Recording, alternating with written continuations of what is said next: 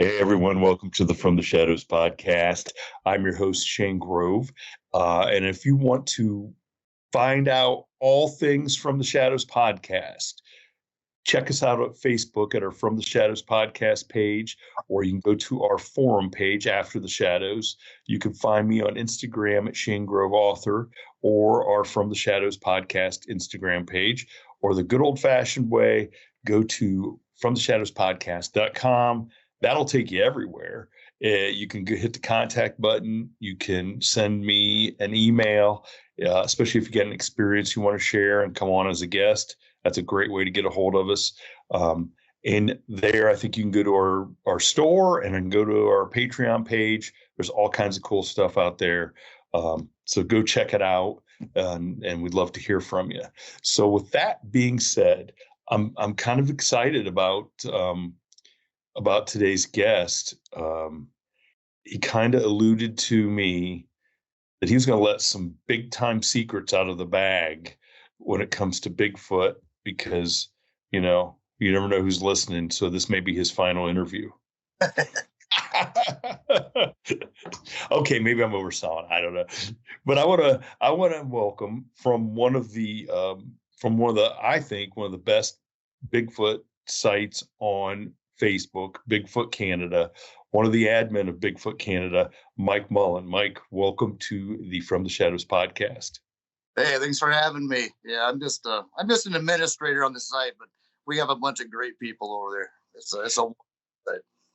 Yeah, it is a pretty good site, and we were kind of talking ahead of time that it seems pretty clean not from people that disagree, but from people that just want to be on there and antagonize people and make fun of them for sharing whatever their experience is. So, I mean, I appreciate the hard work it takes to be vigilant like that and make it a safe place.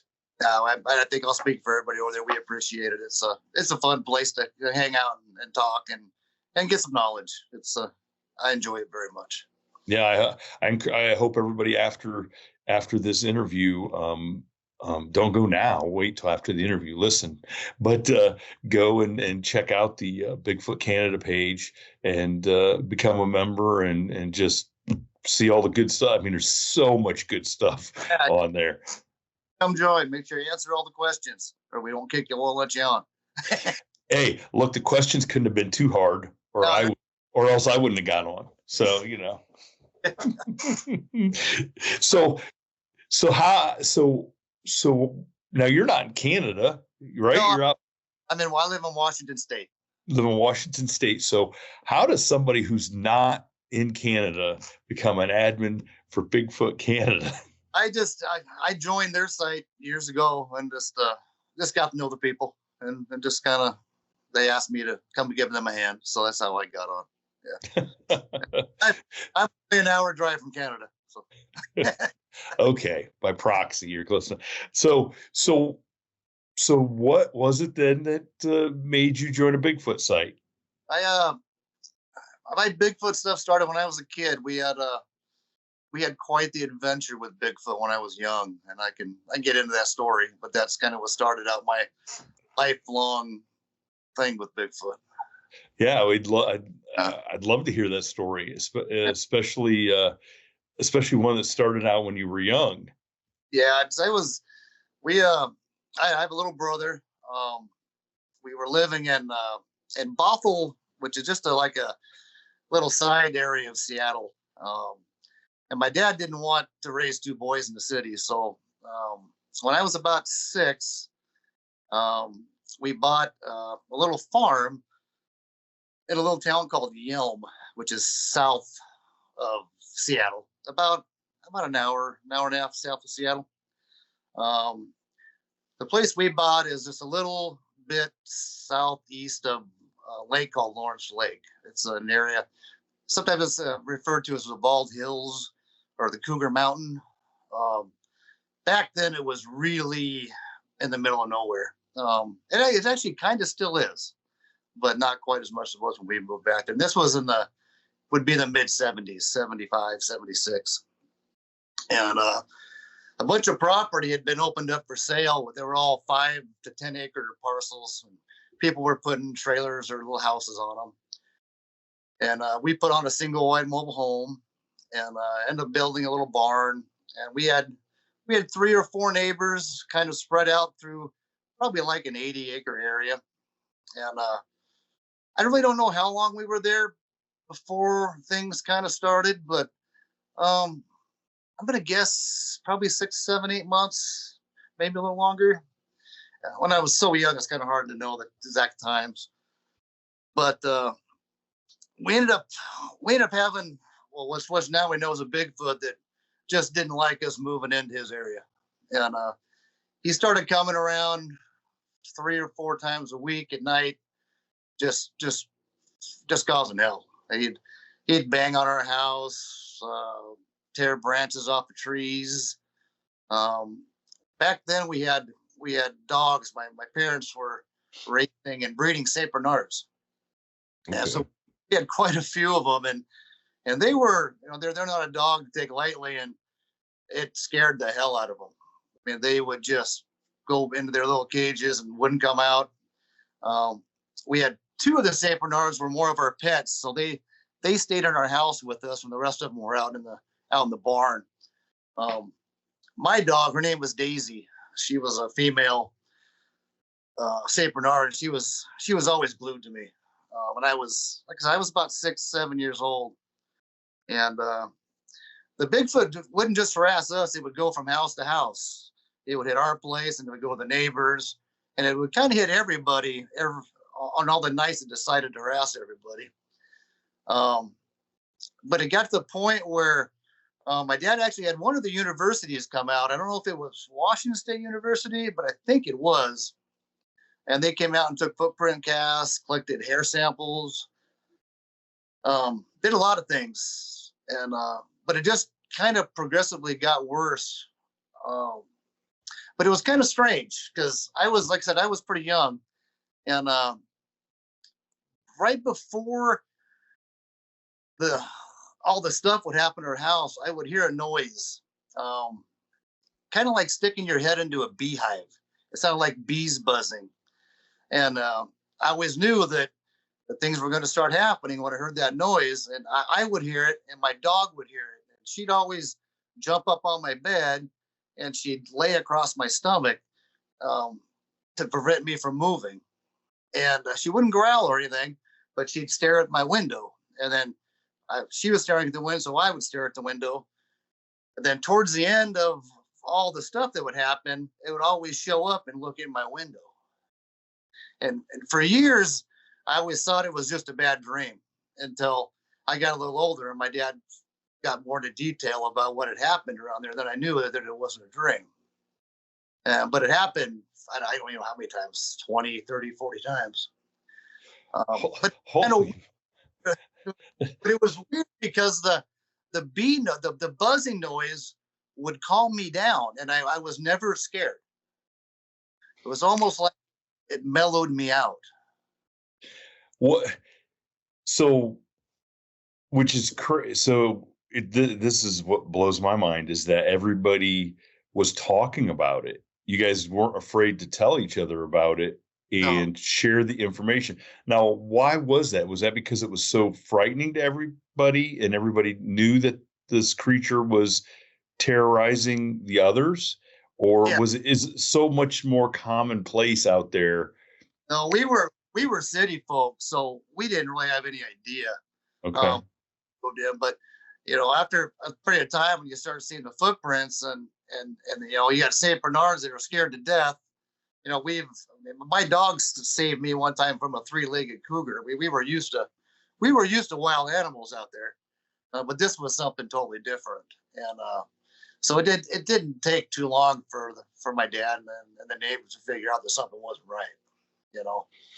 Now, did they?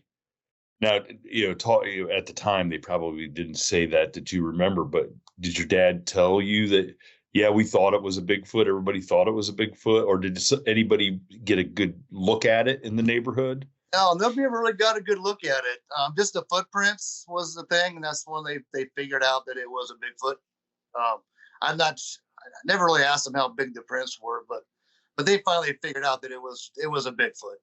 And what ended up being the end of the issue was all the neighbors finally got together because they had enough, and they started going out every night with spot guns, and they started hunting it every night. And I don't know how long it took, but eventually they caught up with it on the property. Obviously, it was right across the street from ours, and they eye shined it, got it in the lights, and they all lit it up. And they don't know if they hit it or not, but after that, it never showed up again. I was going to say that could go one of two ways. Yeah. and the first way is he could have got the message and left. The second is he could have came back with about 7 of his buddies yep. and roadhouse the place. You know what I'm saying? He could have just, I mean, because I can't imagine. So this creature was like banging on the trailers, right? House, yeah. It had killed some cattle in around the area. It had broken huge branches off the trees. Throwing stuff at the houses. It was, and then this went on for quite a few months. I mean, wasn't just like a couple week deal, you know. Yeah, and it took so long that we had enough time for the university to come out and take casting prints and get hair samples, and that was way before DNA and that kind of stuff, So I probably would have been Benderdagel probably would have been a teacher at Washington State back then, so it could have had something to do with him. I just don't know. So you and I talked the other day a little bit about this story about the buzzing. Yeah. And so I'm curious, what do you think that was? Like, I mean, because obviously it was, if it calmed you down, like for a long time, I really didn't understand it. And I'd asked my mom and my dad if they remember hearing that noise, and they never heard it. But I heard it, and I know my dog heard it. So over the years, I've, listening to other people's experiences, I've heard that come up 3 times in other encounter stories. And the last one was just an encounter that I listened to about a week ago. And this was a guy that was at a creek, and a female Bigfoot with an infant walked up to the creek to get a drink of water. And he said that as the Bigfoot was walking up to the creek, it was making a noise like bees buzzing. And then it stopped making the noise, grabbed some water and gave some water to his infant, and it drank some water. And then as it turned and left, it started making the noise again. So I'm wondering if some kind of a infrasound that's calming to infants or children type of thing. Like it was keeping its own infant calm. Because that's what it came into my mind. And I've heard it a couple more times, but the other 2 times I heard the noise, it was never brought up with children or infants. This is the first time I've heard that brought up. Was this the other day? That's interesting, because would you think you were 4 or 5 at the time? 6 or 7.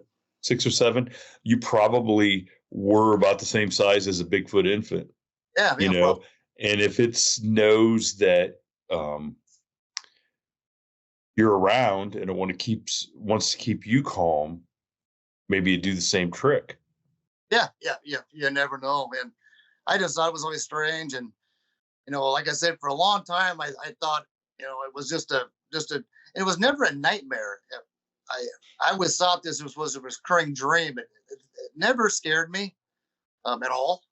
But then as I got older and I understood more of what my mom and dad were talking about with this, then I got to realize that, hey, it wasn't a dream. It was just something that I was actually seeing. And it's something we still talk about it to this day quite a bit. It's also interesting that your dog seemed to know that noise, was not. Yeah, she would lay on me, but she wouldn't growl. She wouldn't bark. She'd just stare at the window. Yeah, and she was, like I said, she's protective. She saved me from a 3-legged cougar when I was a kid that tried to get me when I was out in the garden. I gotta be honest, I don't know what's a more amazing story: a Bigfoot with a beehive sound, or being saved by a 3-legged cougar from a 3-legged cougar. Yeah, That's that's that's crazy. yeah, Like, what got that other leg on that cougar? You know? probably probably. I don't know. We actually we had the Fish and Wildlife come out, and they brought out hounds and tracked it, and even the hounds couldn't catch the 3-legged cougar. So yeah, that tells you about how cougars are. Yeah. Yes, it is. So you guys ended up. Now, did you guys live there then for quite a while, or did you guys? Not real long. We actually ended up moving from there, and we moved to Montesano, and bought a dairy farm. I lived on a dairy farm, and my backyard was the Olympic National Forest. Wow, that's. I guess when your dad decided you guys weren't going to be city slickers, Yeah. he really meant it. Oh yeah, and so we moved, from Bigfoot to Bigfoot Central, pretty much, and we didn't have a lot of Bigfoot activity on the farm, but um, it's kind of funny once you see a Bigfoot. Um, I, you hear a lot of people, they've seen one. Usually they see him 2 or 3 times. It's very rarely somebody has one sighting, and I think it's because I think your brain kind of rewires itself to see them easier. Probably self-preservation, maybe. I'm not sure. Maybe once your body or brain says, Yeah. "Oh, this is real." Okay, I better not Yes. ignore this anymore. Yes. Like when people post pictures on our site, which some people call them blob squatches, or the face sticking out from inside the bushes. I can look at them in 2 seconds, and I can tell you if it's a Bigfoot or if it's just a bunch of leaves. I can see them. I'll send you a picture of one I took in my backyard I live at now. I got a pretty cool picture. I'll send it to you. All And, right. um, they're very hard to see, and we had one interesting thing that happened to us on the farm. It's kind of funny, and it could be Bigfoot related, could not be, but we always kind of thought it was. If you don't know how a dairy farm works, you milk your cows 2 or 3 times a day, Mm-hmm. bright and early in the morning. Sometimes some farms do them in the afternoon and late at night. We did ours in the morning and night, and so when they come in the morning, they're very full of milk, and they're ready to get milked. And was more than a number of occasions when we'd have some of our cows that would come in, and they would be already milked. Okay. Which can't happen unless you got 2 hands, because I know somebody knows how the cow udders work, but it has 4 chambers, and they all have to be milked individually. So to have it and completely empty of milk means it had to have been milked, and we lived 15 miles up in the middle of nowhere. I so a homeless guy out there milking the cows. Listen, my grandparents had a dairy farm. I've never heard a story of anybody playing a trick on the dairy farmers by going out and milking their cows. It'd be like, I'm going to play a trick on my parents now who have a big farm. I'm going to go play a trick now by stacking all their hay bales. Yeah. It's not, it doesn't have, it's too much work. Well, in this area, it's like I said, it's a 20-mile strip of for the last 100 years have been nothing but dairy farm, one dairy farm after another, and I can see it would not be. Most of them back then were called flat barns, where the cows would come in and people would sit down with a bucket and they'd milk the cows, and it wouldn't take anything for a Bigfoot to be out in the woods watching the process to figure out how to milk a cow. I mean, and I can see that as a trait being passed down over the generations. Probably isn't anymore because all the dairy farms are gone now, but yeah, exactly. Yeah. And a cow wouldn't even know now what a hands on the udder was. It'd be like, whoa, what's going on there? Well, yeah. I mean, our cows were so, they're like a dog. They were so friendly, I mean, they wouldn't be afraid of something to come up and milk them in the middle of the night, you know? No, Yeah. right. No, it's probably it's a relief. You know Yeah. what I'm saying? Another story of the exact same thing years back. So that's kind of what popped it into our head was like, oh, maybe that's what was happening back then, you know? That's just, we don't know for sure, you know? That's interesting for sure. That, That is interesting. oh yeah. Yeah. But I live out in Graham now, which is actually not that far from where I first lived out in Yelm. I'm like 35 minutes. And I have a nice creek that runs through my backyard, and I get the Bigfoot in here in the spring and the summer when the leaves come out of the trees and the foliage gets a little thicker. We get loud mouth pops, and if I ever have kids in my backyard, I'll get baby crying from the back in the woods. Which kind of it's pretty freaky when that happens.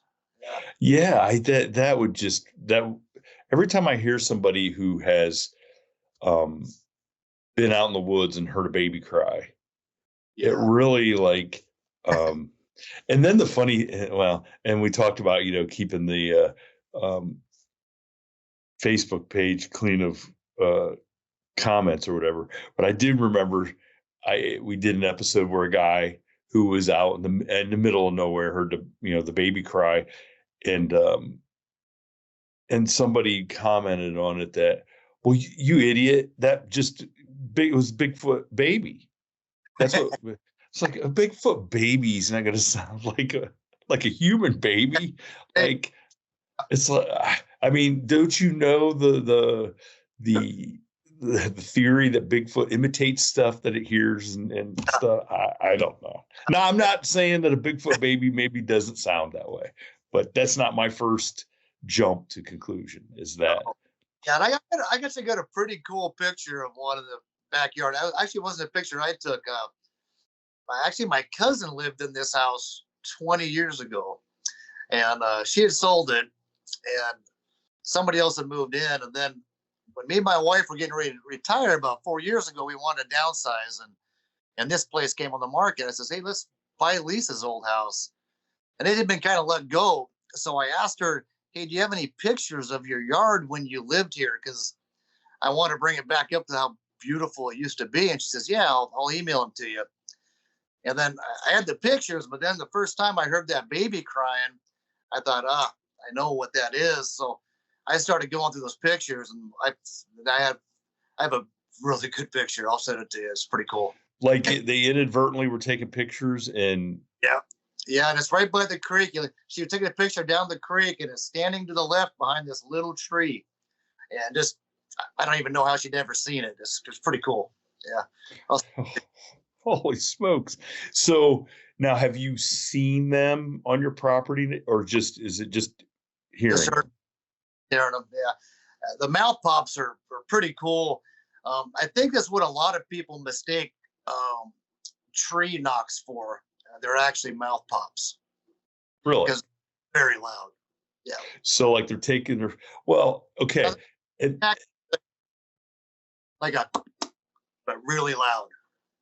And see that, and I had that discussion with somebody, how hard it is to pick up a stick in the woods that you could actually go and smack against a tree that would make that noise, you know? It's mouth pops, I'm telling you.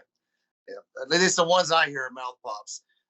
Matter of fact, I was watching an episode of Small Town Monsters a while back when they were up in Alaska, and they had to find this little piece of wood with this little stick to match the sound of the tree knocks that they were hearing. I'm like, I'm yelling TV going, because they're not mouth pops, damn it. I will text Seth Breedlove and tell him that the mystery has been solved. It's not a tree knock. It's a mouth pop. Mouth pops. Yeah. There you go. But that does make sense, though, because I'm not kidding. It wasn't too long ago in an episode we were kind of talking about how hard it is to go out in the woods and find that perfect. They're 10 you smack it, they're going to fall apart into 15 pieces. That's absolutely true. So So is that the extent of your? Yeah, that's pretty much the extent of mine. I mean, when I grew up only like on a farm fishing, I had rocks and stuff, thrown in the water and the stuff here all the time. But back then, you just blew it off. You just you didn't worry about it. You knew they were around. They never hurt anybody. That even when they were harassing us on the farm out, they never hurt anything. They were just letting you know that they weren't happy you were there. And I think my dad was a little more concerned because I suppose if I had kids, I'd be a little bit more worried too. Well, yeah, especially if you don't know. I mean, at first, you're probably the last thing you think is it's a Bigfoot. Yeah. You think it's somebody because the activity level that gets described can only be committed by somebody with opposing thumbs. Basically, some of that stuff has to be. It's not a three-legged cougar out there, Yeah. Yeah. smack of the trailer. Yeah. I And mean, Bigfoot perhaps, but but the way it made that noise, it always kept me calm and showing up in my window, and I was never afraid of it. It, some reason that's passed on with me in my life. I'm not scared of them. They don't bother me. I decide for some reason, I just know that I don't need to worry about them.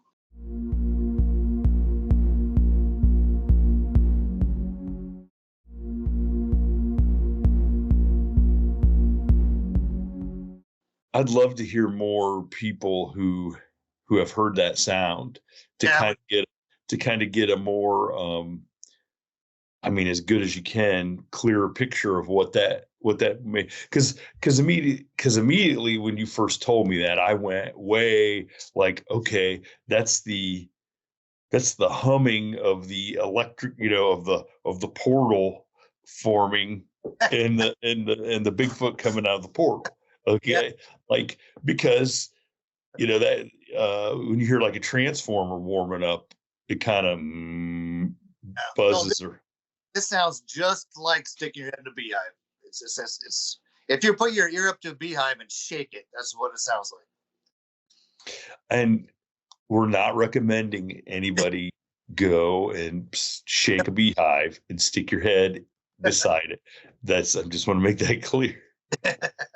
We are not recommending that. So what are so like you said, you live there in Bigfoot Central. What are some of the other because people have to know, right? Oh yeah, we've had. I have so many people I've encountered. As a matter of fact, my next door neighbor up there, Pat, she was on one of the episodes of Finding Bigfoot when they did their when they go in the little town hall meeting where everybody can stand up. Yeah, she was on that show. Her and her husband saw one actually not too far from our farm. Um, Walking on the left-hand side of the road through the bushes when her and her husband were coming home one afternoon. So they'd been seen there. I had another friend of mine back in the early 80s, just a couple miles from where I live now, that he was single, living in a single wide mobile home, and he heard his trash cans rattling, and he thought the raccoons were getting into his trash can.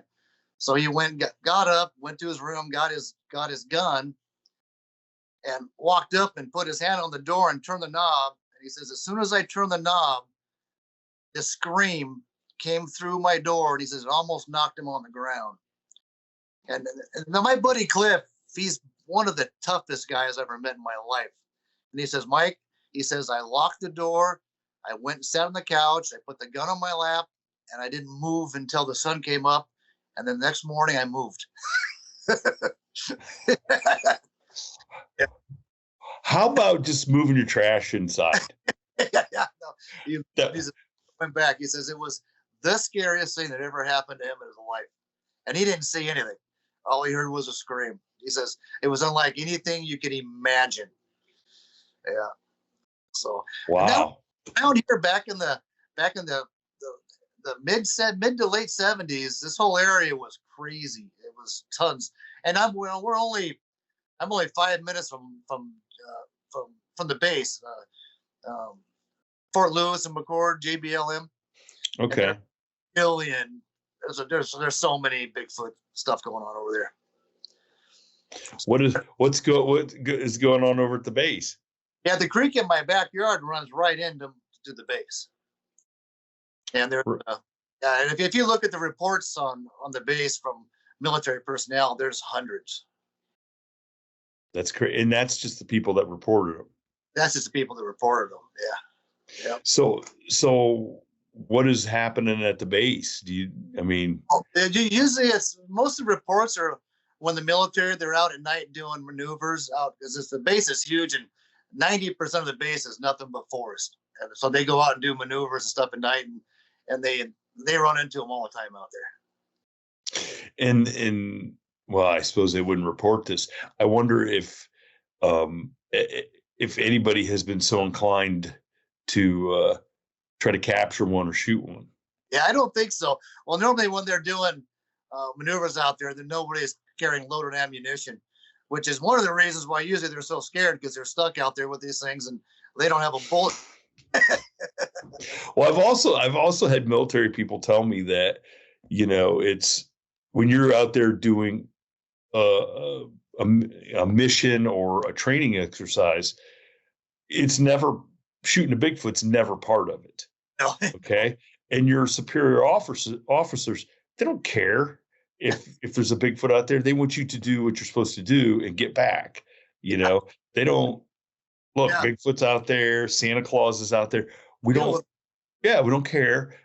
That's not what you're sent out there to do. Follow orders, and come back, which is interesting because you think that's the last place a Bigfoot would feel safe is where a bunch of guys supposedly have ammo and the training to use it.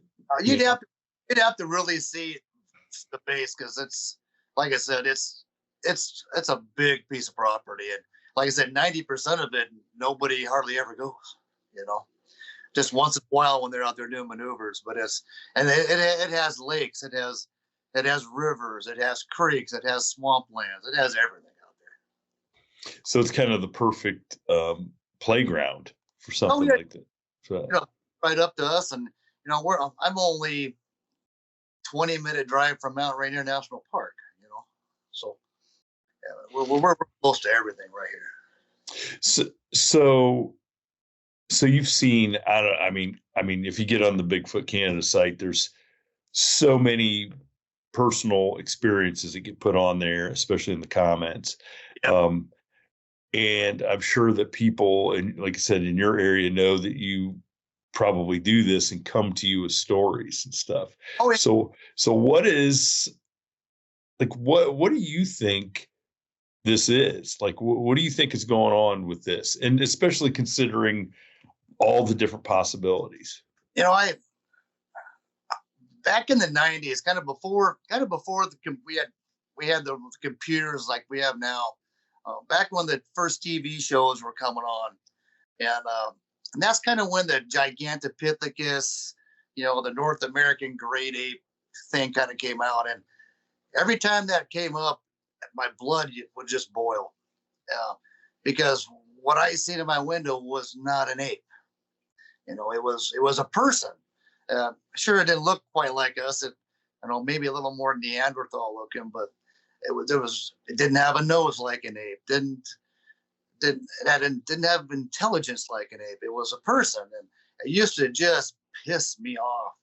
And but then as computers came out, and you got to listen to other people tell their stories, and you hear about the hunter that couldn't shoot because it looked too much like a person, and then it started coming out more that this is not just a big ape running around the middle of the woods, and that's where I lean towards because it's just too smart, and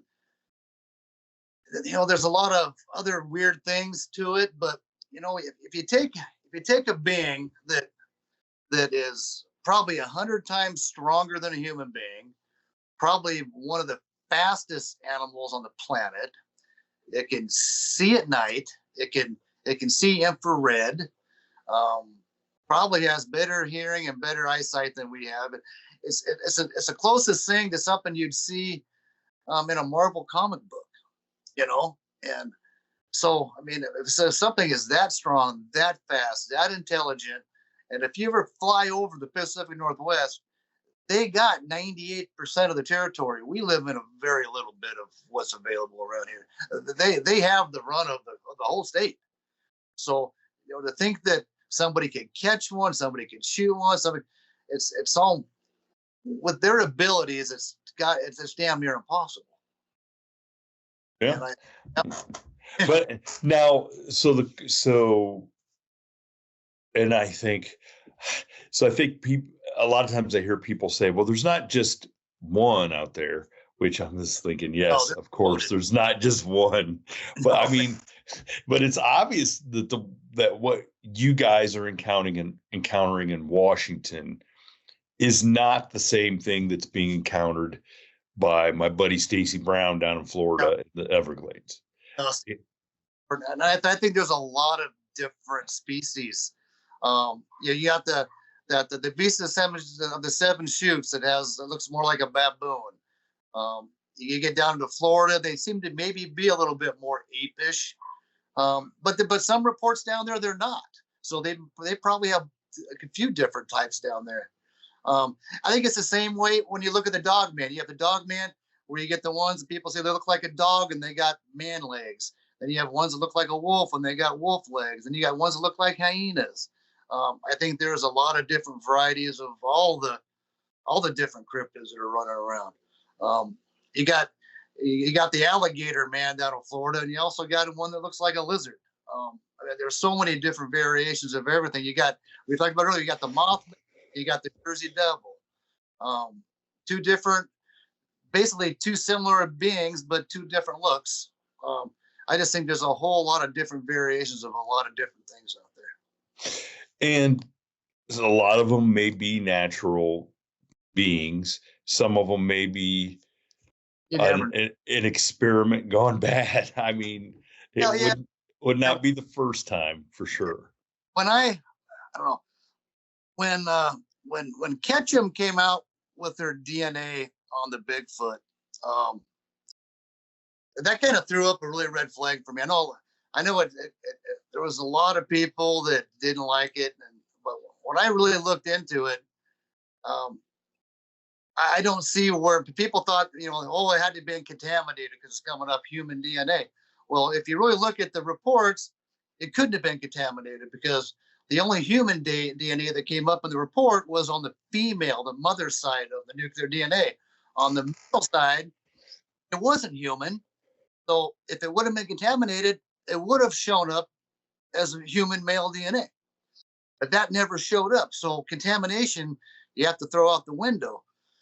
So if we take that and you say, okay, there's a lot of human DNA in a Bigfoot, and the other side, we don't know what the hell it is.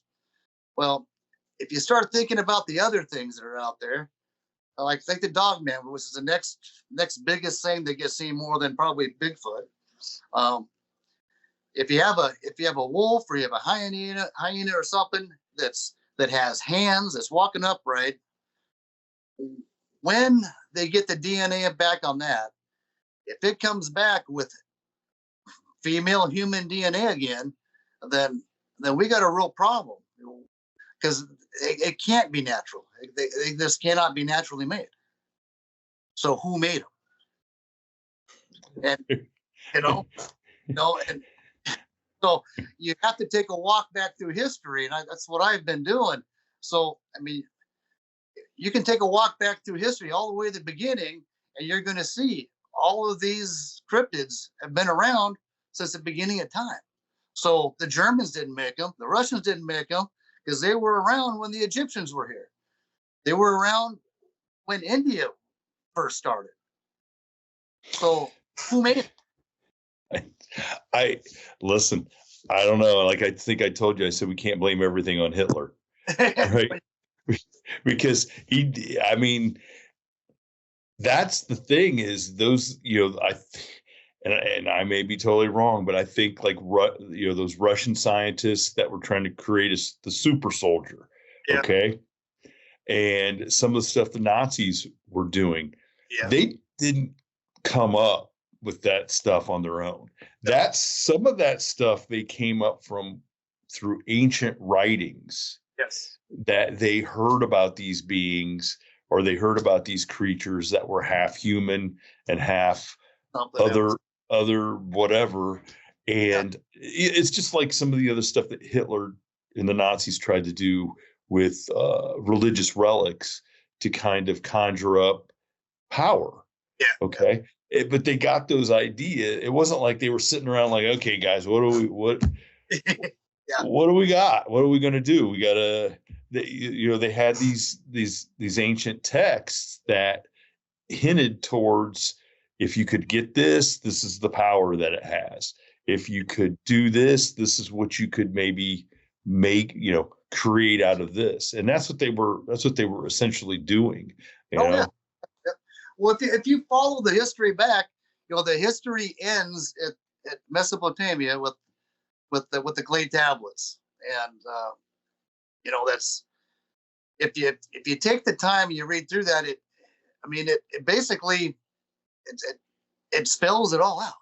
It spells out that when the Anunnaki showed up, that's what they did, was genetic manipulation, and I don't think it's ever stopped. I mean, look at all the UFO stuff, UFO abductions. When people get abducted, they come back and they say they took semen samples, they took eggs, they took blood. If you look at the cow mutilations that have been going on for the last 50 years, they're taking sexual organs, but taking things. If you look at David Paulides' research on like the hunters that get from Wyoming, every one of them of German descent that got abducted.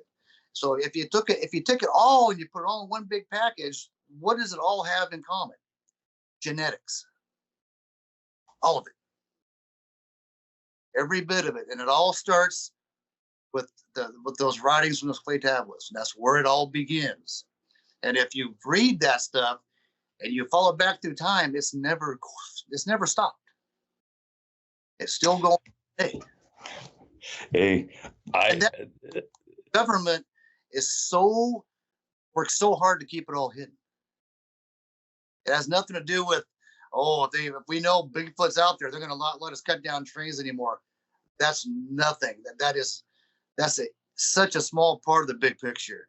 The big picture is, as soon as we've realized that there's beings out there that somebody made in 10, 15, 20,000 years ago, that we're not the smartest duck in the pond, we're going to have some problems.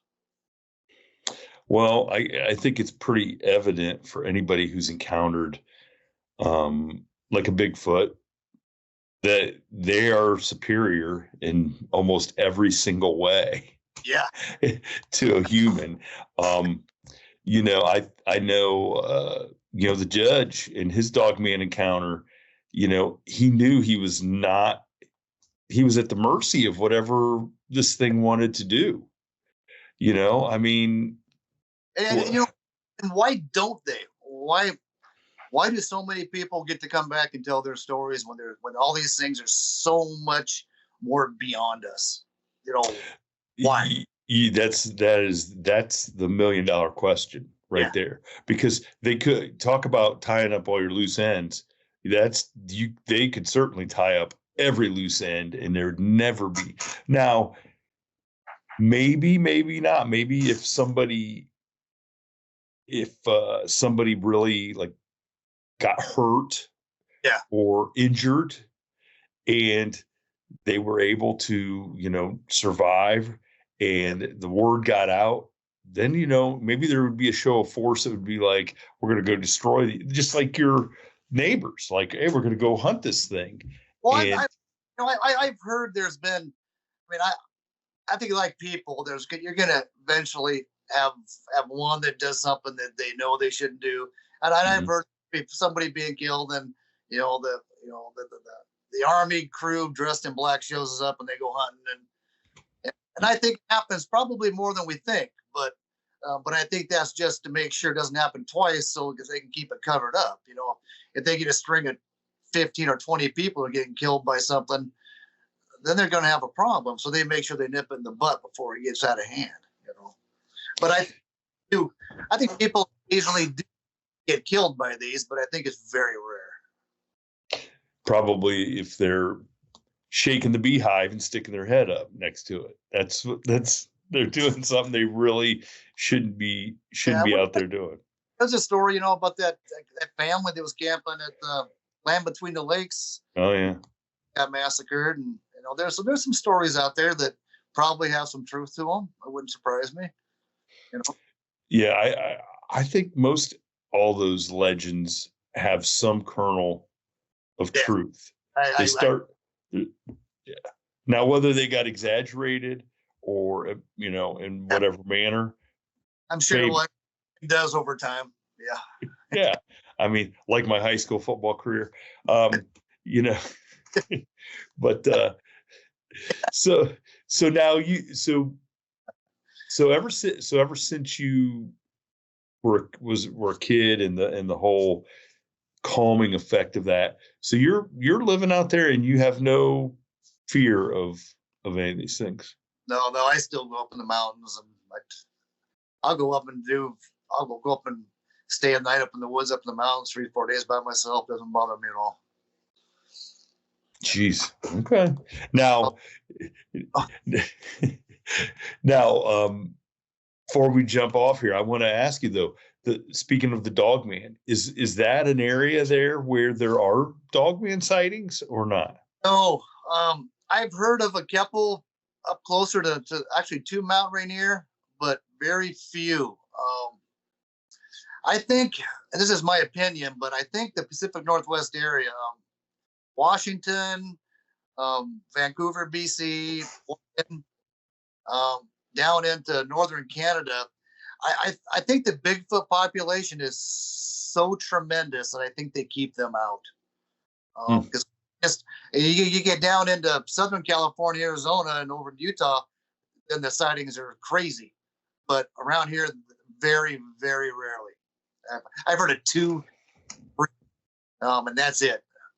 So I think the population of Sasquatch is just too much. I just don't think they let them in. Could be. I mean, look, I don't know who I'm taking in that fight. Purely strength, I'm taking Bigfoot, but I just think there's something really otherworldly about a Dogman that. I think you see there are a lot of them on the East Coast and a lot of them down south, but that's also the Bigfoot don't seem to be as big down there.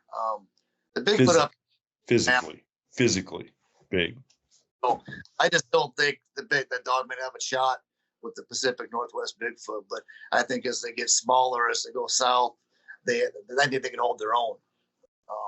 But that's why I don't think they moved into this area. I know they're here because, like I said, we've had a few sightings up by Mount Rainier, but very, very rarely. Maybe 2 in the last 100 years. Wow, that's I don't know. That's a great hypothesis, though. I mean, if I wouldn't go messing with Bigfoot if he didn't want me around. You know what I'm saying? So. If we had Dogman, I probably wouldn't go stay in the woods by myself for 3 or 4 days. Those things scare the shit out of me. Hey, look, I'm right there with you. That's that, and I just don't like dogs anyway because I'm a mailman, and I certainly don't want one that's on 2 legs running around. That's even more because the dog spray. Really, I'd use the dog spray on myself.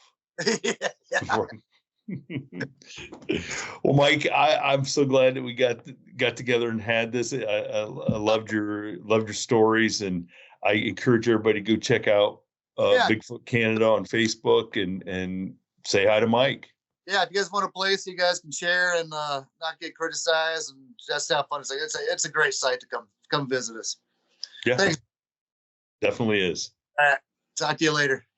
Thank you for tuning in to this week's episode of the From the Shadows podcast. Until next time, never shy away from the darkness or what may be lurking in the shadows. We are out.